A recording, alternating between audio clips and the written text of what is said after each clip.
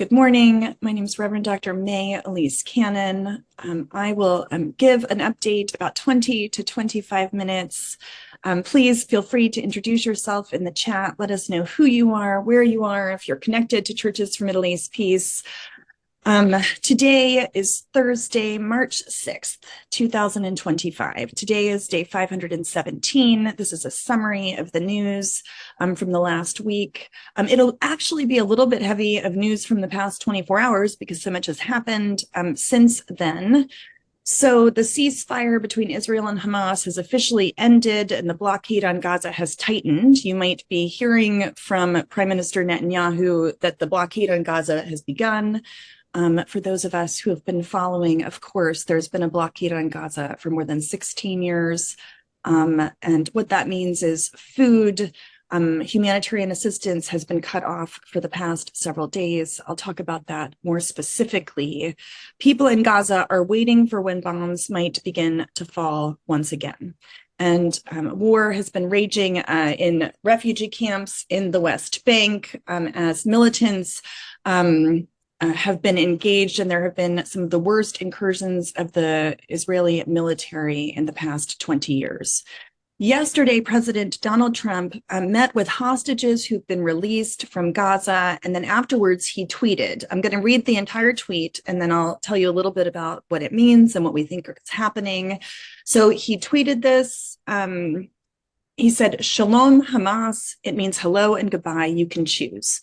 Release all of the hostages now, not later, and immediately return all of the dead bodies of the people you murdered, or it's over for you. Only sick and twisted people keep bodies, and you are sick and twisted. I'm sending Israel everything it needs to finish the job. Not a single Hamas member will be safe if you don't do as I say. I've just met with your former hostages whose lives you destroyed. This is your last warning.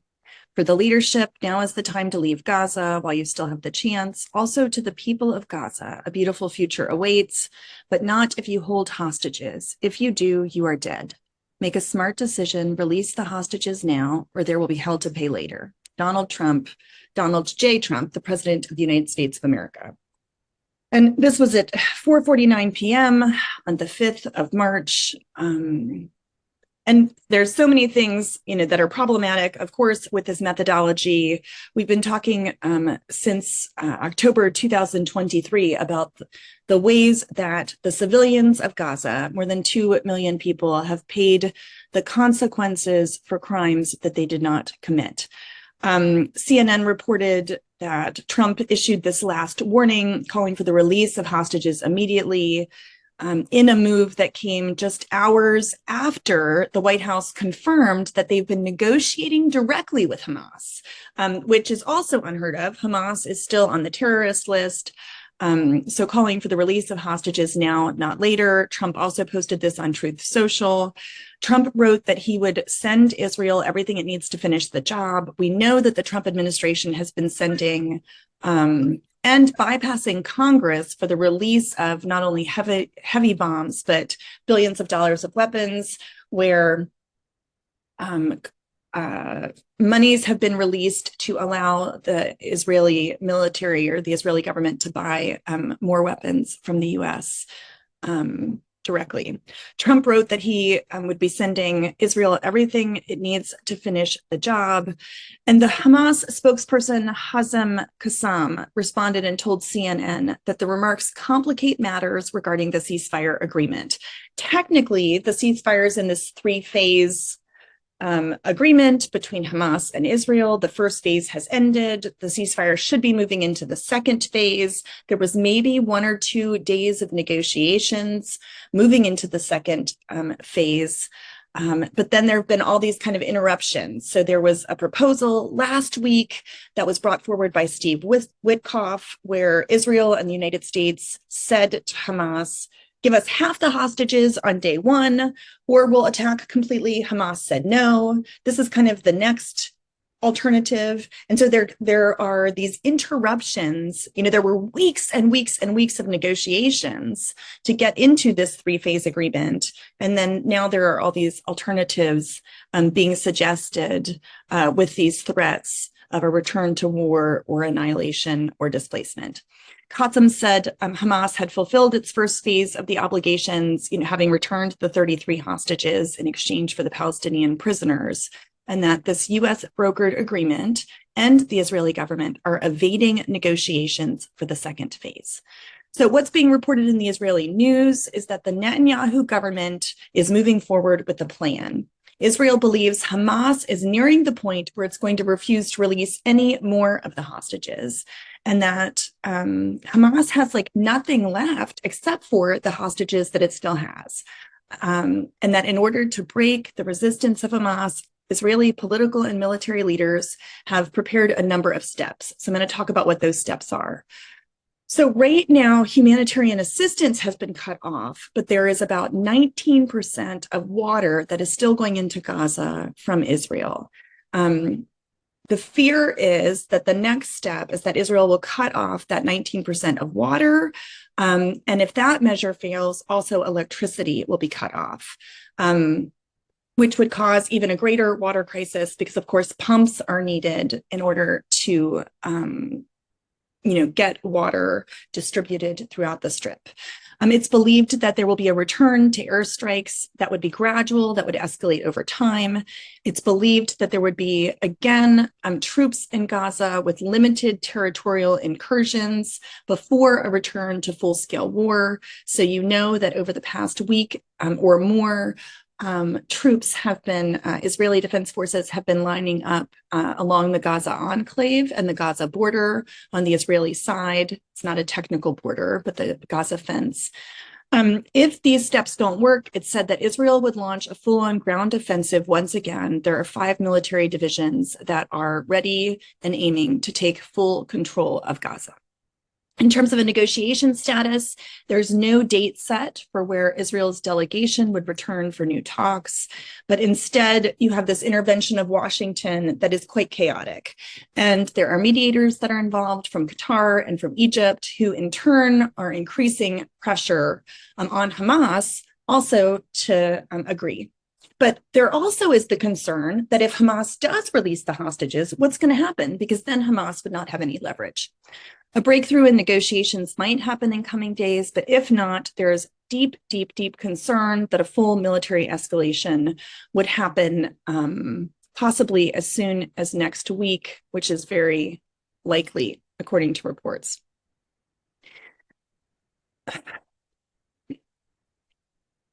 On Sunday, a day after the first phase expired, we know that Israel blocked all humanitarian aid into Gaza. So that happened this past week, where humanitarian assistance cut off directly. You'll recall that one of the pauses in the first phase of the ceasefire that looked like it might bring the first phase of a ceasefire to an end was because Israel was not meeting its obligations of the increased humanitarian assistance that was required. Humanitarian assistance into Gaza has been an issue since October 2023. Immediately after the October attacks, Netanyahu and the Israeli government said no food, no water, no gas, and no electricity, which of course is abhorrent in terms of a response to humanity, but it's also illegal by international law. Egypt did put forward a plan initially, and then there was a meeting with the Arab Summit, but on March 4th, the emergency Arab Summit began. That was on Tuesday in Cairo. It included an iftar because we are in the midst of Ramadan. The Algerian president and the Tunisian president did not attend. They did send their foreign ministers, but there's a question about what that might represent. And Egyptian sources reported that they were not optimistic about the summit's outcome. Now, there was actually an agreement that came out of that, but leading into it, there was a lot of contention about the Arab states coming to an agreement. Saudi Arabia put pressure on Egypt and Qatar to convince the Palestinian resistance factions to make concessions. So the Arab world is not unilaterally coming alongside the Palestinian resistance movement. They're trying to ensure that Hamas has no future role in the government of Gaza.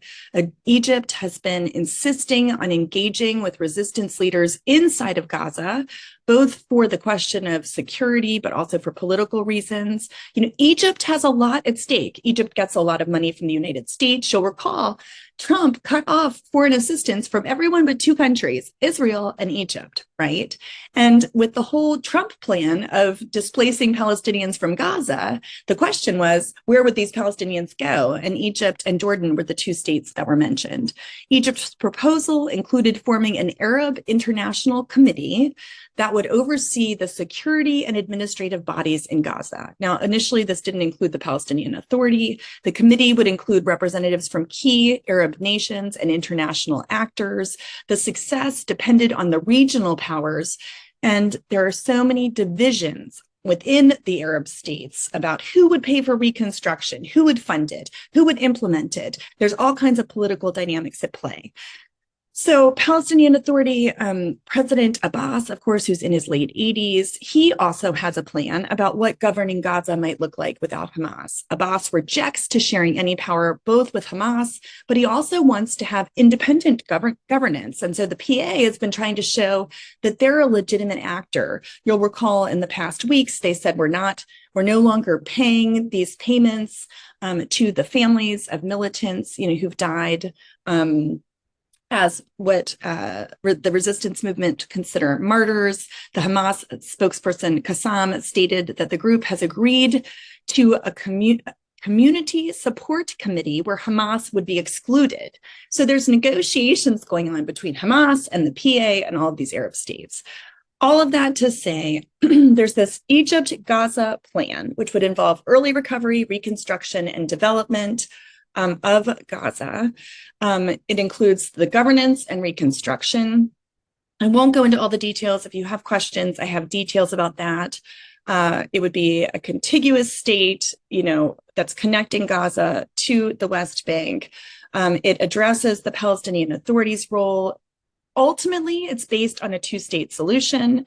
If you've heard about what's been happening with the East Jerusalem settlements like Ma'al Damim, the Knesset is set to vote on the annexation of those. The whole basis of the 67 borders was on land swaps, so there's all kinds of questions about that. But this Egypt plan was on a unified approach where Gaza would not be isolated from the West Bank and also East Jerusalem. So Arab leaders adopted this reconstruction plan. It would cost $53 billion. President Sisi made an announcement that said this reconstruction committee would manage these affairs. Egypt would guarantee the Palestinian people would remain on their land. Egypt would help facilitate its reconstruction. Sisi called for the reconstruction fund. This was ultimately presented to the Trump administration and to the world. And there was a response from the Israelis and also from the Trump administration. And the initial response said that there was a lot missing from this, that there had to be an alternative, Hamas had to be eradicated. There was not any plan in the Egypt proposal for a demilitarized Gaza Strip, so that was missing. There was not really clarity about an entity other than Hamas managing public order. Who would these police forces be? Currently, if you talk to the PA, they say that they're the PA. But Hamas polices Gaza currently in terms of civil order. And I hope that this is not too detailed because this is really what it's all about, what's happening in Gaza, in the after war period, that there would be a multinational observer force along the Egypt-Gaza border. This is the border in the Philadelphia corridor, and that there would be full operational freedom for the Israeli army against any terrorist organization acting against us. That was the Israeli response. All of this is going on, and you still have deaths happening in Gaza. So Israeli forces killed at least 2 people in Rafah. They wounded people in Khan Yunis. This is all happening this past week. The Israeli military said they fired at suspects who posed a threat. So these negotiations are happening while you still have rebuilding efforts. You have people returning to their homes in Gaza that are unlivable. The prices of essential goods in Gaza have risen in response to this blockade, even just in the past few days. Children in Gaza just started going back to school. They had not been going to school for a year. UNRWA has been the leading provider, even with the Knesset law that made UNRWA illegal. You had 260,000 children who joined UNRWA's remote learning program just since January. Since the ceasefire began on January 19th, UNRWA assisted 15,000 cases and helped many displaced people return to their damaged homes. The school year in Gaza began on February 23rd. 95 schools were damaged, 85% were out of service, and since October 7th, 2023, 788,000 students were deprived of education. Many have been traumatized, if not all. Poor health has existed, and we know at least 11,808 students were killed and close to 20,000 injured. I'd point you to, and I hope that one of CMEP's staff will drop, we just co-signed a humanitarian snapshot. This is the 10th one. This talks about the systemic undermining of humanitarian aid and how life is increasingly untenable for Palestinians, alongside other 42 other humanitarian aid organizations, specifically humanitarian aid, but this is addressing the occupied West Bank. So I would point you to that as well. I'm going to move on. I'm sorry I took so long talking about Gaza. That's been a huge, huge thing this week. There was also a groundbreaking announcement by President Abbas this week, who issued a pardon to all the Fatah members, that's his political party, who had been discharged from the group in 2007. There were lots of reasons for that. It's very, very, very significant. He's trying to show that he can bring all of the Palestinian factions, of which there are about 15, into a unity government. In the occupied West Bank, you have war happening without it being called war. You have the largest displacement of Palestinians since 1967, more than 40,000 people. You have buildings that are housing dozens and dozens of families in refugee camps like Tulkarm being demolished. On Tuesday alone, you had homes and roads being cleared by the Israeli military that led to the displacement of 13,000 people. That was just on Tuesday. And it's being reported by Reuters. And it's like the United States, I mean, at least in the US context, I mean, one of the main things we can be doing is talking and writing op-eds and things and saying, as Christians, the displacement of any people group, we're opposed to the displacement of any people group, and we can be writing about that and talking about that. One example is the Kasia family in Beit Jala in Machor, which is right outside of Bethlehem. They did win in court, but they have still not been able to return to their land. They just issued a statement about that this week.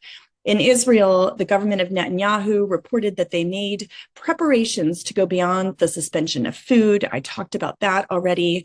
They said that the blockade of Hamas would not accept a plan which it claimed to have been put forward by the U.S. They were saying that the whole reason for this is that Hamas had rejected Steve Witkoff's plan. Of the 251 people who were taken hostage on October 7th, 2023, the total numbers right now is that 145 have been freed or rescued. It's believed there are still 27 hostages alive in Gaza. 79 hostages have been confirmed killed. So there still are numerous bodies in Gaza, and 27 are believed to be alive there. I already talked about the role of Egypt and Qatar. Israel's domestic security service, Shin Bet, took responsibility for disregarding intelligence about October 7th before it happened this past week. There was a stabbing attack in northern Israel in Haifa, believed to be by someone from the West Bank. Israel said it was ready to proceed to the second phase of the Gaza ceasefire agreement moving forward, but that was before all of this chaos with President Trump that I had just described.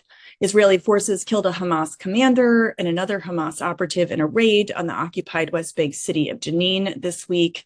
And not only is repression happening here in the United States, but there is repression happening in Israel. There was a Knesset bill that would impose up to 5 years in jail for any Israeli that cooperates with the International Court of Justice.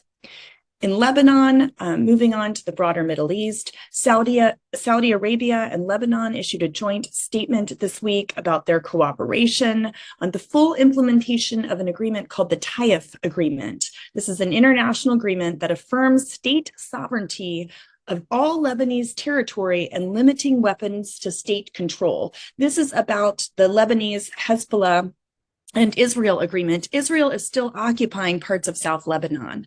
And so that crisis is still continuing. Netanyahu said this week that he would have war on 7 fronts. And the question was, is he talking about South Lebanon and Syria and the Golan? Because Israel is also continuing not only Golan, the US does not consider occupied, but the rest of the world does. And so Israel also attacked Syria this week. They struck a site in northwest Syria where arms belonged to the previous Syrian government, the Assad regime. Damascus is seeking to trade a sovereign debt relief agreement, the return of assets, and the injection of reconstruction funds in exchange for allowing Russia to keep its 2 bases in Syria. Israel is lobbying the US to keep Syria decentralized and weak. So in the last couple of weeks, Netanyahu said that South Syria and the new president and regime there that used to be Hayat Tahrir al-Shams, they now have said there's this new state military, so it's no longer called Hayat Tahrir al-Shams. Israel said that they had to demilitarize. And so that is another potential front of war for the Israelis. Netanyahu on Saturday said he had instructed the Israeli military to deliver a strong message that if Syria's new government harms the Druze, it will be harmed by Israel. There was a clash in Damascus between security forces and the Druze community.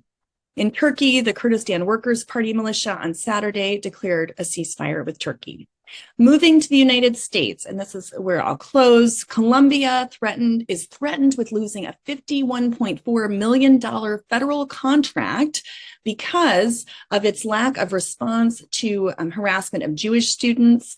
This is where on Tuesday, Trump threatened to remove federal funds from universities that allow what he called illegal protests, which essentially means pro-Palestinian protests. Legal experts say this violates the First Amendment. The Trump administration has stopped all funding to the Palestinian Authority's security forces. The security forces coordinate with the Israeli security forces. And so Trump has stopped funding them. This is amid mounting crises, of course, that we've been talking about. Harvard is receiving some pushback. Harvard just hired Brett McGurk as a fellow at the Harvard's one of their international affairs school. He was, of course, the Biden administration's #3 Middle East official. According to Harrison Mann, who was a DOD official who quit the Biden administration, McGurk was far from a functionary. He was an enthusiastic and influential advocate for U.S. military support for Israel. The Houthis are back on the terrorist list under the Trump administration, and the State Department is unfreezing $95 million in military assistance to the Lebanese armed forces. Marco Rubio invoked emergency authorities on Saturday and announced the delivery of $4 billion in U.S. military assistance to Israel. This bypasses Congress because he used these emergency authorities. And the former Secretary of State Blinken did not authorize the State Department to act on a recommendation to stop funding to several Israeli military units. This was about the Leahy law that says U.S. weapons that go to particular units that have violated human rights, have to be applied. And the Leahy law has not been applied to Israel. Less than a week ago on Capitol Hill, Axios reported that the House Foreign Affairs Committee Representative Brian Mast put out a statement saying that the House Foreign Affairs Committee is going to start calling the West Bank, which is what the U.S. government calls, the occupied West Bank. So the U.S. government calls it the West Bank. The House Foreign Affairs Committee chair put out a statement saying that the West Bank should be called Judea and Samaria. So there's this internal memo that went out. Axios reported on it. And there were all kinds of reasons for this change in terminology. Of course, 3 million Palestinians live there. There are about 500,000 settlers in the occupied West Bank. The change in terminology was because Republicans in Congress want to recognize Israeli sovereignty in the West Bank. And the big concern is that Capitol Hill is moving towards supporting the annexation, the formal annexation, not de facto annexation of the West Bank. If you did not see No Other Land won Best Picture in the Oscars this week for the 97th Academy Awards on Sunday. And it was the most beautiful thing. An Israeli and Palestinian filmmaker telling the story of Musafir Yatta in the South Hebron Hills, talking about how there won't be peace until Israelis and Palestinians have a shared future together. Watch the acceptance speech, watch the video, watch the film. It's very, very powerful. We continue to pray for His Holiness Pope Francis, who has had a health crisis, respiratory crisis after struggling with pneumonia. As of yesterday, the Vatican reported his clinical condition remains stable, including heart, kidney, and blood values. And so we continue to pray for His Holiness. And of course, yesterday was Ash Wednesday, the beginning of Lent for Protestants and Catholics around the world. It's also the Lenten season right now for our Orthodox brothers and sisters. And Churches for Middle East Peace invites you to join us this Lenten season. We have a prayer and devotional booklet that's called Come Walk With Us, that tells the stories of the Gaza ceasefire pilgrimages from last year. And yesterday, around the world in dozens of countries, we had SNAP actions walking the distance from Jerusalem to Bethlehem, about a 10K, as we launch the Gaza ceasefire pilgrimages this Lent. And so a number of us walked in Georgia on the Berry College campus, and we invite you to host and facilitate Gaza ceasefire pilgrimages in solidarity, calling for peace this Lenten season as well. I'll end there. May the Lord go before us.